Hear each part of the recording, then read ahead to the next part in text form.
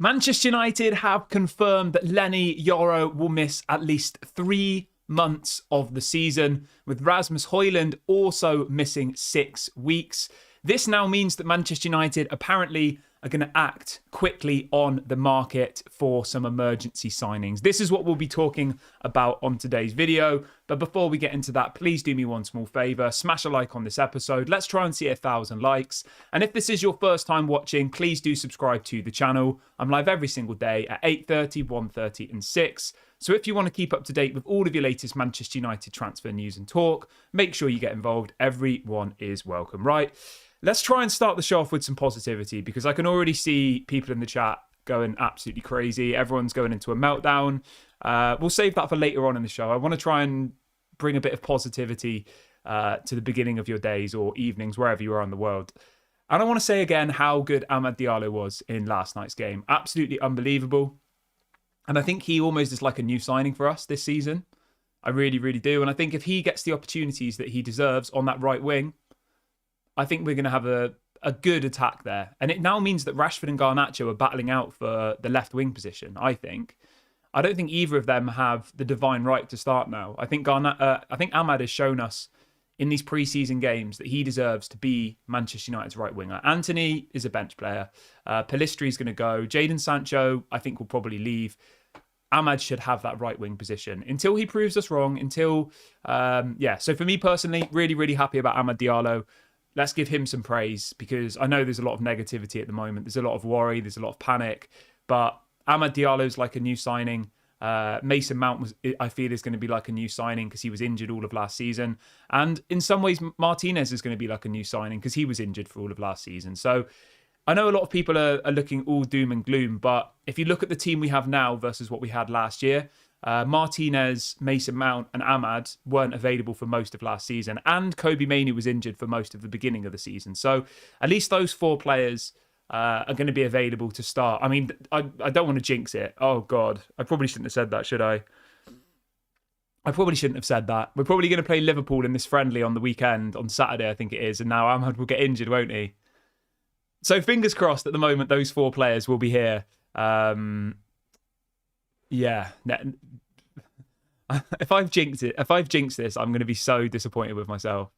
I really, really am. But everybody touch wood, do whatever it is you need to do. So yeah, really, really happy with Amad. Let's just jump straight on into the injury stuff, shall we? Because it doesn't look good at all in that front. So just to give you an update, this has been confirmed by Manchester United now. So this isn't speculation. This isn't guesses. This is 100% confirmed. Manchester United have confirmed that Yoro is going to be out for at least 3 months with a metatarsal injury. So a metatarsal is one of the bones in your foot. It's not the worst injury in the world, but it's one that apparently can take a lot of, what's the word? Can't think of the word. I nearly said renovation. That's not the word. Rehabilitation, that's the word.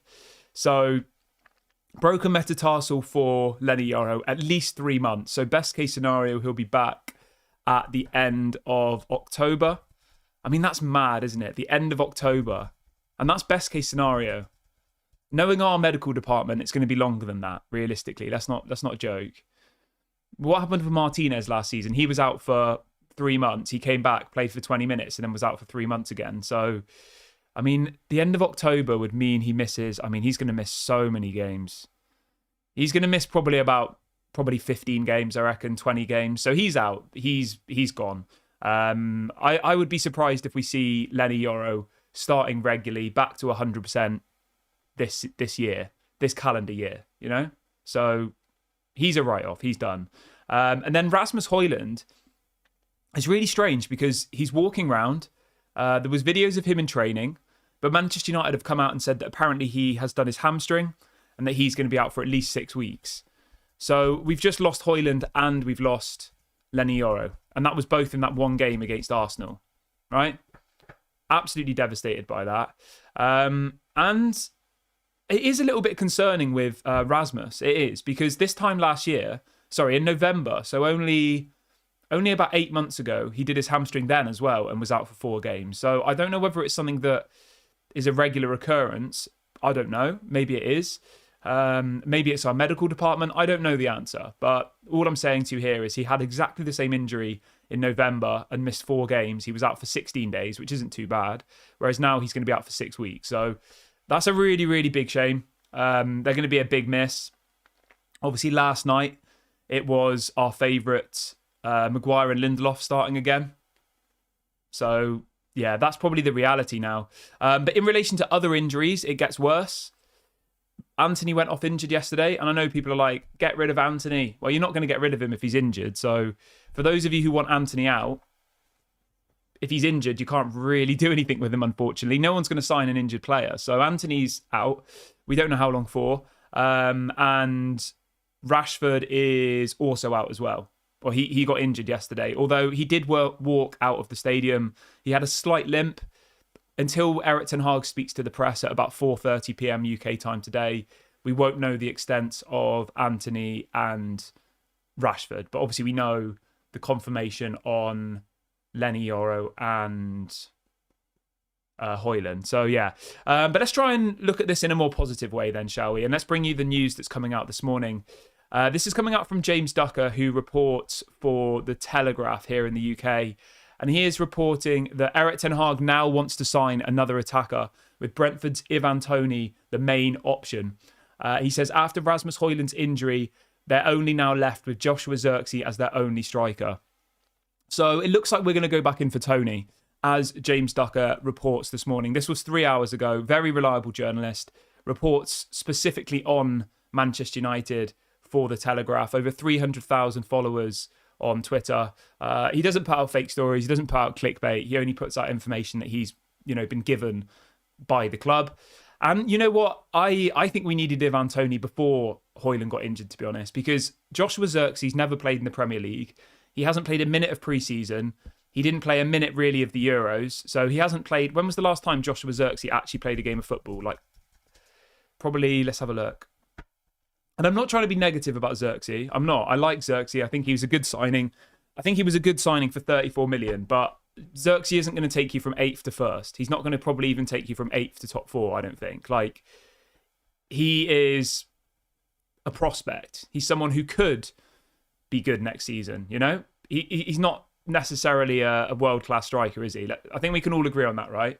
That Joshua Zirkzee isn't a world-class striker at this point. And for him to be leading our line next season, after playing 0 minutes in pre-season, the last time he played 90 minutes was at the beginning of May, because obviously he barely played at the Euros and he's not played any of pre-season. So he's not played a game of football for 3 or 4 months. June, July, August. Yeah, by the time the Premier League starts, he won't have played a proper game for 3 months, 4 months, because we don't have any more pre-season games, remember. Our first Premier League game is 2 weeks tomorrow. We play Man City in the Community Shield next Saturday, but I don't think he'll play in that, to be honest, because he's never even played a game of football for United. So the point I'm trying to make here is I don't even think Joshua Zirkzee will start the first game against Fulham, because he's probably not even going to be match ready. And 2, how the hell are they going to implement tactics within the space of 2 weeks? He's not on the pre-season tour. Manchester United get back to Carrington, I think, on Monday next week or Tuesday, and then we play Man City 3 days later. So I would be absolutely shocked if Joshua Zirkzee starts that game. I personally think what's going to happen now is we'll probably see Bruno Fernandes as a false 9 again. Obviously, that was how we beat Man City last time. And I think that we'll probably start the season against Fulham with Bruno as a false 9, Ahmad on the right, Rashford or Garnacho on the left, Mason Mount as the cam, Kobe Mainoo and Casemiro. I reckon that will be our team. And you know what, right? In some ways, I don't actually mind that. I don't. And I know people are going to be like, where's the new signings? Where's Ugarte? Where's this? Where's that? But we have to be realistic now. We have to look at what we actually have, and we have to try and utilise what's there. I think Ahmad has been unbelievable. Stick him on the right. I think Bruno as the false 9 does work. Mason Mount, give him a chance as the central attacking midfielder. We spent 60 million on him. We need to do something with him. Rashford and Garnacho can battle it out for the left. Casemiro's going nowhere, so obviously he's going to play. And Kobe Mainoo's Kobe Mainoo. So it's not the end of the world. I know it's disappointing, but I actually would personally rather see Bruno Fernandes as the false 9. To begin with anyway, because we're not ready to throw Joshua Zirkzee in. We just simply aren't. Like, that would be a stupid decision. And I think bringing in a new striker now is absolutely essential. I think before Joshua Zirkzee got injured, I thought we needed another striker because Hojlund and Zirkzee are up-and-coming players. You know, neither of them are proven. Hojlund's had one season in the Premier League and Zirkzee's never played in the Premier League. So, and now Hojlund's out for 6 weeks. Obviously, we've got this Chido Obi-Martin guy, but we can't really be relying on him immediately to be starting games for us at the age of 16, I don't think. You know, he's probably going to get 5 minutes off the bench, and that will probably be the extent of Chido Obi-Martin's involvement this season. So, as James Ducker says, it looks like Manchester United are now going to step up their interest in Ivan Toney. If we could get Ivan Toney for like £40 million, around that kind of figure, I think it would be a good deal to do. You know, spread the fee over like a 4-year period, like we've done with Zirkzee and Lenny Yoro. So you pay them 10 million this season, 10 the next, 10 after, and so on. I think if you do it like that, I'd have no issue with it whatsoever. Like, is Ivan Toney worth £10 million to us a season? I think he is. I think he'd get you probably 15, 20 goals in the Premier League for Manchester United, especially now that Hojlund's injured, you know? 6 weeks will mean that Hojlund will miss at least probably the first maybe 4 or 5 Premier League games, right? By that point, if we've lost the first 5 games, we're probably not going to get top 4 immediately. Do you know what I mean? Like, it's that important that we have a striker or someone in that position to hit the ground running. And someone like Ivan Toney, other options that we've been looking at is Jonathan David. He's another profile of player that we could go for.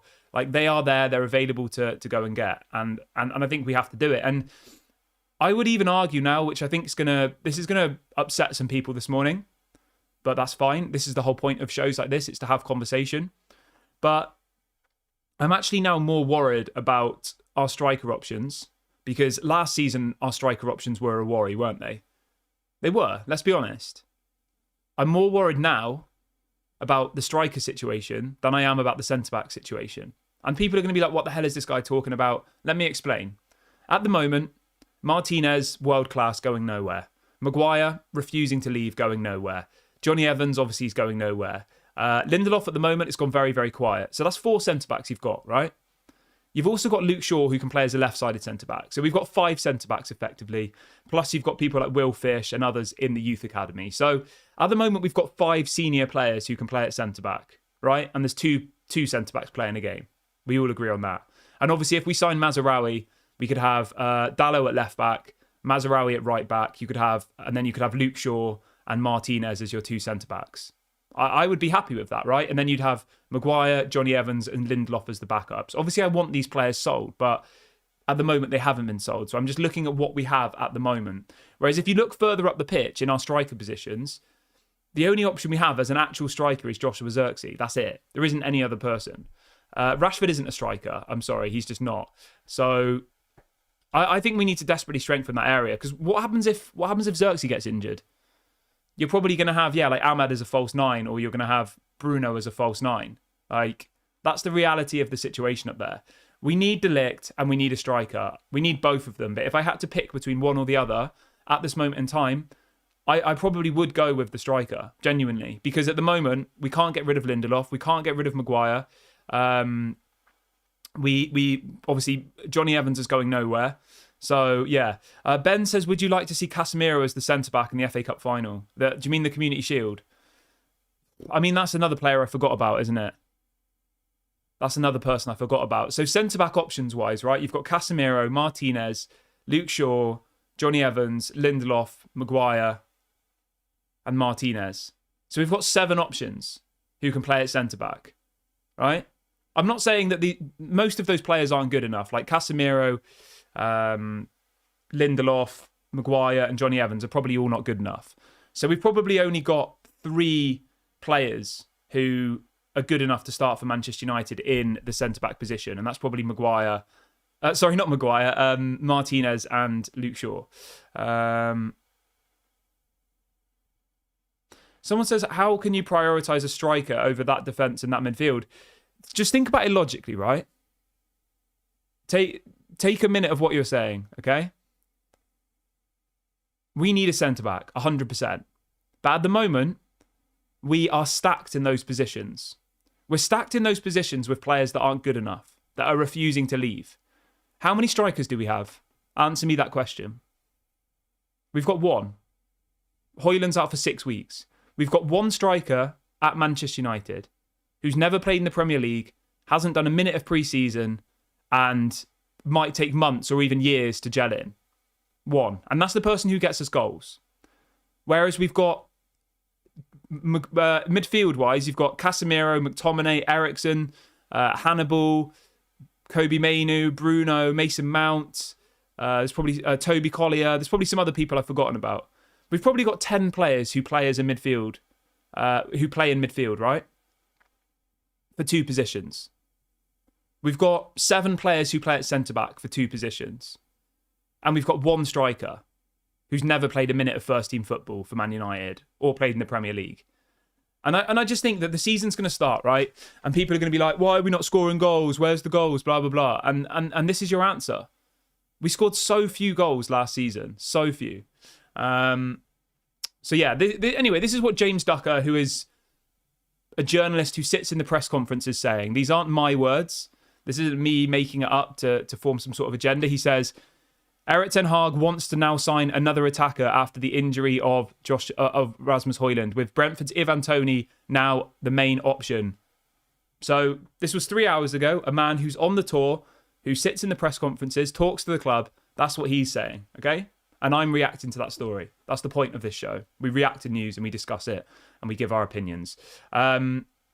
He also goes on to say that Manchester United have the makings of a deal in place with Matthias de Ligt if they want to pursue it. So he's not even saying that they 100% want to. He then also says that Manchester United are already hoping to bring in another centre-back in the shape of Matthias de Ligt or Jared Branthwaite, but Leny Yoro's injury could now accelerate those plans, hence the emergency signing. Because of Leny Yoro's injury, Manchester United are now going to act on the market. Yes. People are saying that somebody's saying that you were just listing all of the rubbish players who need to go. Mate, I completely agree with what you're saying, right?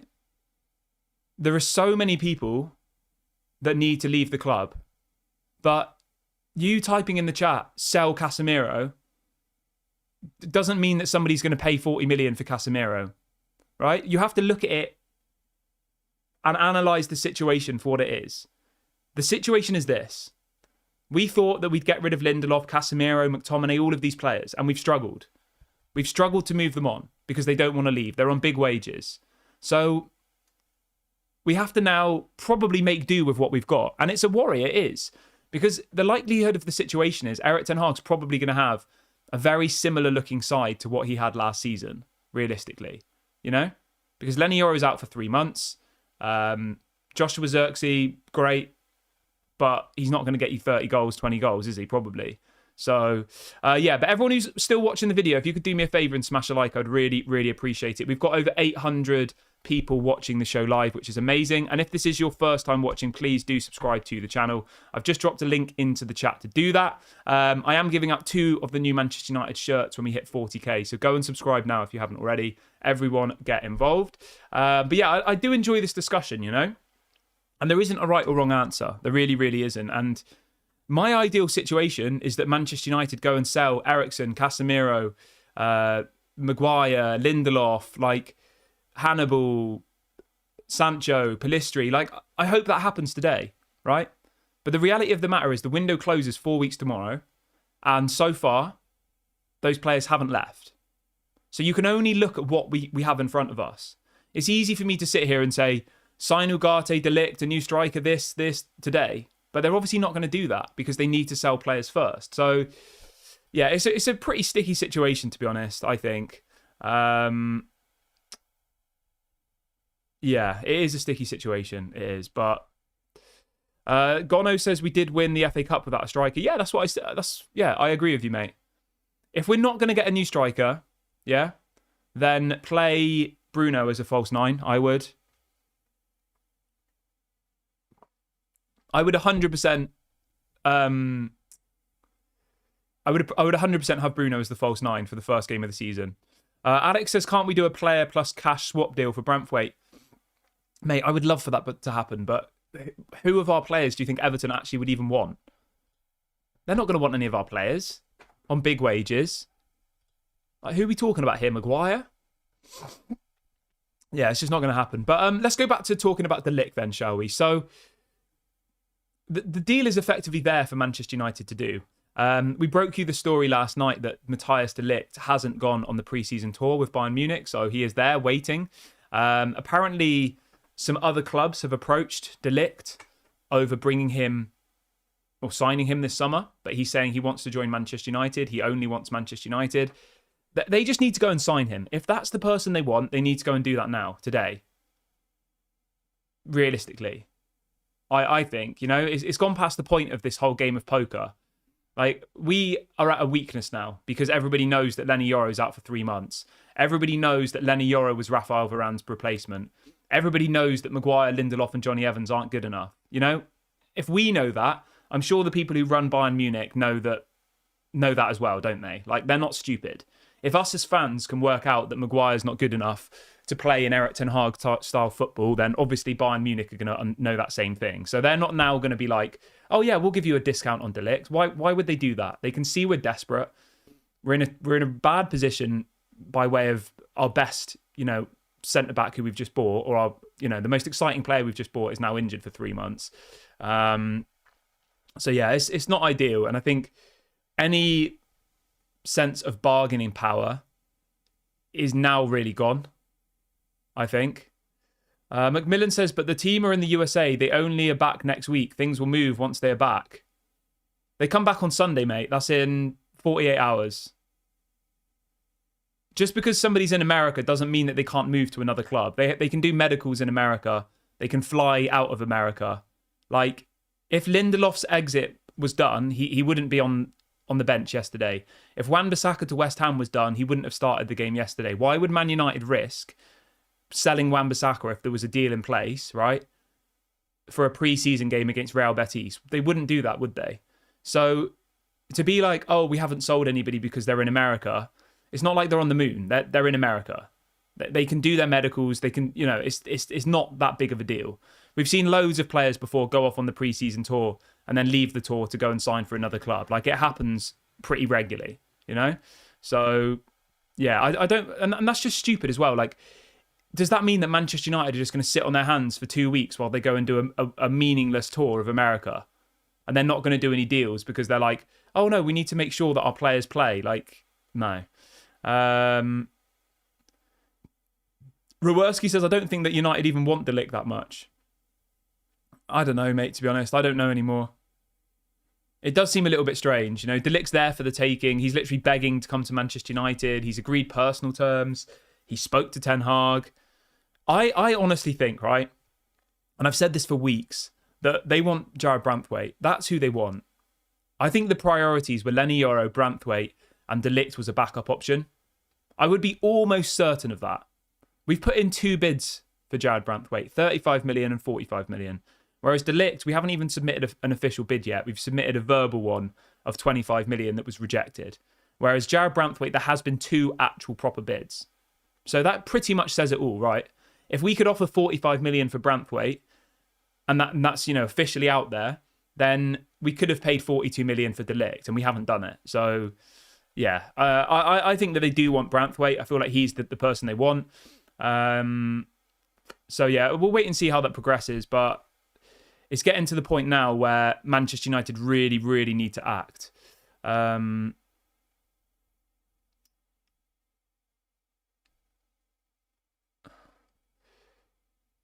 Sonny says, I stand behind Ineos' strategy. We needed this drastic change. What do you mean, mate? I don't really know what you mean. Let me know what you... I don't understand what you mean. People are asking about Wan-Bissaka. Let's talk about that really quickly then, shall we? So the update on Wan-Bissaka this morning is that apparently Manchester United and West Ham believe the deal will be done by this weekend. As I said, Manchester United play Liverpool. I believe it is on Sunday morning, UK time anyway. Let me just double check. And what I've been told is that as soon as that game finishes, they will fly straight back to the UK or back to Manchester. Let me just double check what time that game is. I think it's at like 12:30 a.m. UK time. Manchester United fixtures. Yeah, so they play at 12:30 on Sunday. I don't know what time that is in LA. I guess it's probably like maybe 3 o'clock or something. So they'll play that game against Liverpool and then they'll fly back to the UK. So they'll probably be back in the UK, I imagine, by maybe midday on Sunday. Probably back in training on Tuesday, I reckon. Maybe on Monday, I don't know. It depends how jet lagged they are or how ruthless Erik ten Hag wants to be. So this Sunday, which is literally, 48 hours away, they'll be back at Carrington, all of the players. But yeah, I mean, even then, right?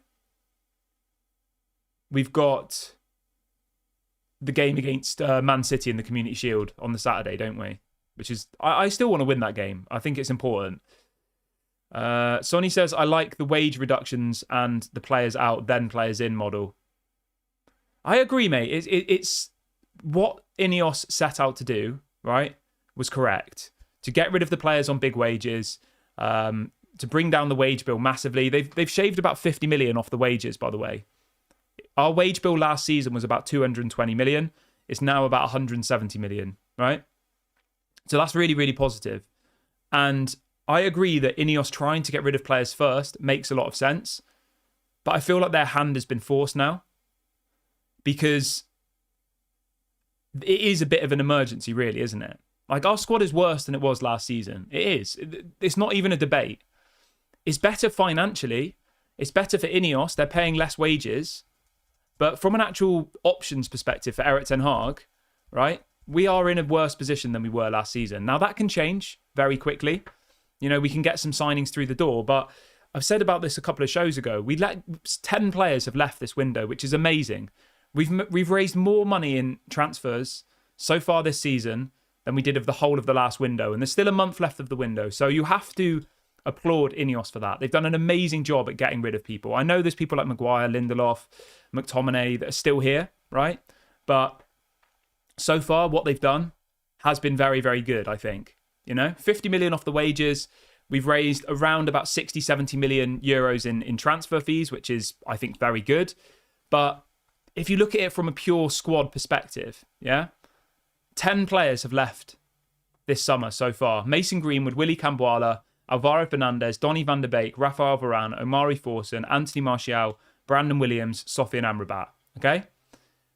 And pretty much all of them, realistically, apart from Mason Greenwood because he wasn't going to be brought back, every single one of those players, whether you think they're good enough or not, could have contributed next season, couldn't they? Willy Camboala could have, Varane could have, Martial, if he wasn't injured, could have, Brandon Williams at left back could have, Amrabat could have, Omari Forson could have, etc. Yeah? And some would even argue that Mason Greenwood could have as well. That's a whole conversation for another day, though. So there's 10 players there that were involved in the squad or could have been.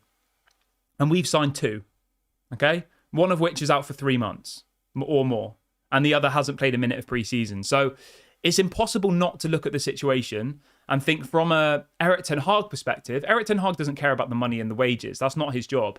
His job is to win football matches. And currently the tools that he has to have a successful season next year are worse than what he had last season, I think.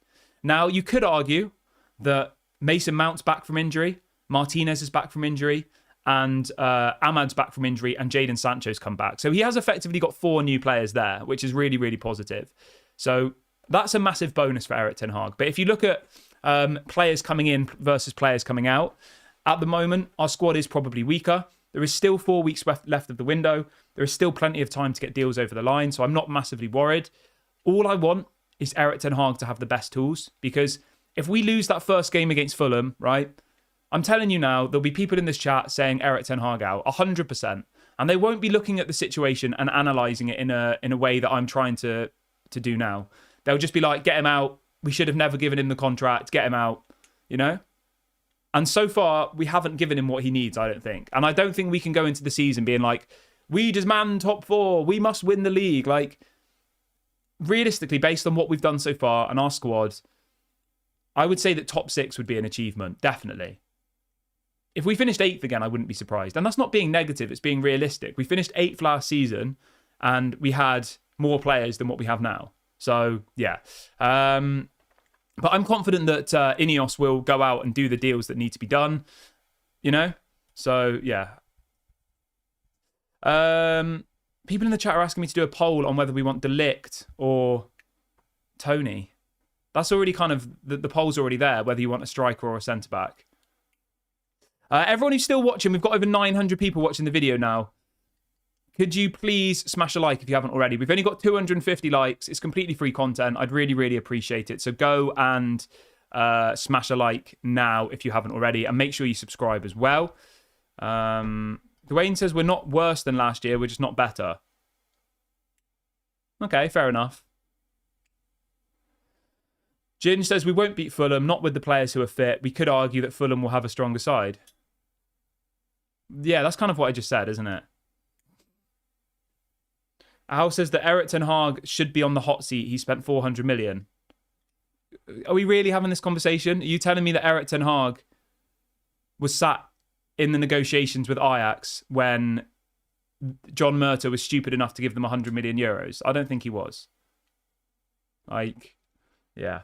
But I'm just, look, the thing is, right, I'm just trying to be realistic. You know, I'm not trying to be dramatic. I said a month ago when we just signed Lenny Yoro and Joshua Zirkzee that we needed to be patient and that top four would be a massive achievement next season.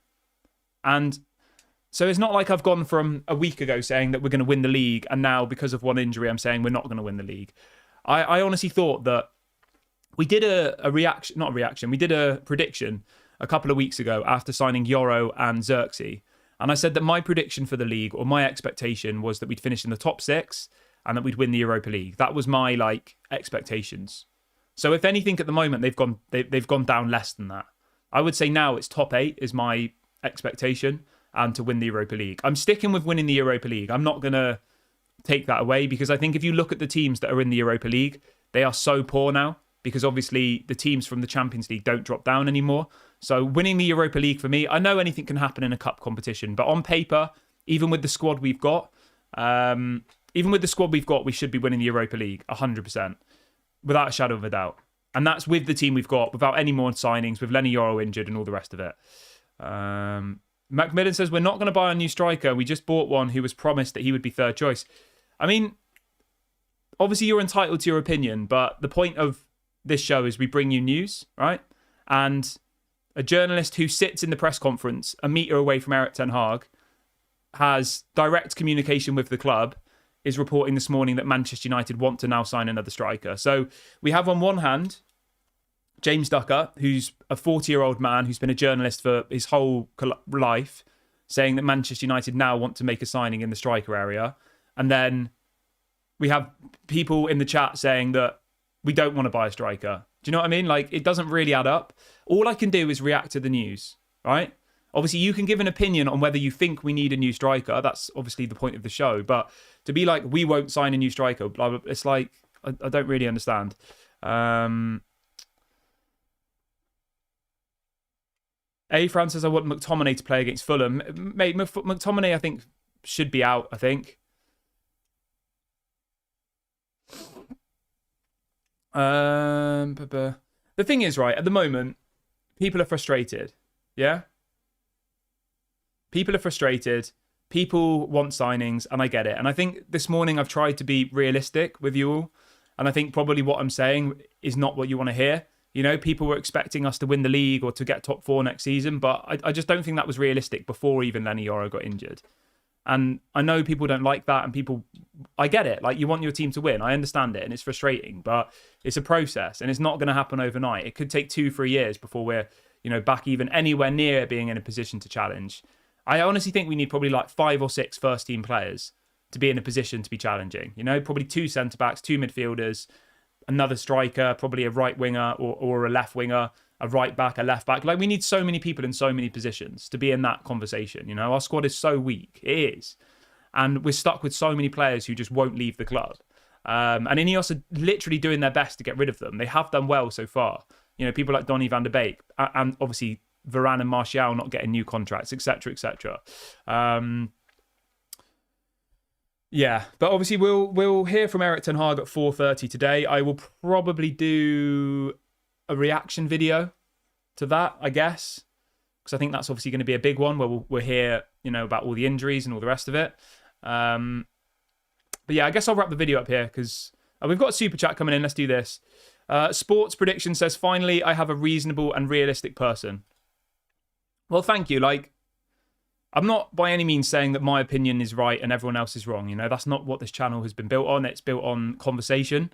But I always try and give what I see as a realistic outlook on things, because the last thing I want, and this would literally make me so sad, is if we have one bad result against Fulham, say on the first day, say we draw against Fulham, and there's going to be people like, sack him, like, if you're one of those people, right, what is your expectation for the season? I assume you're expecting us to win the league, right?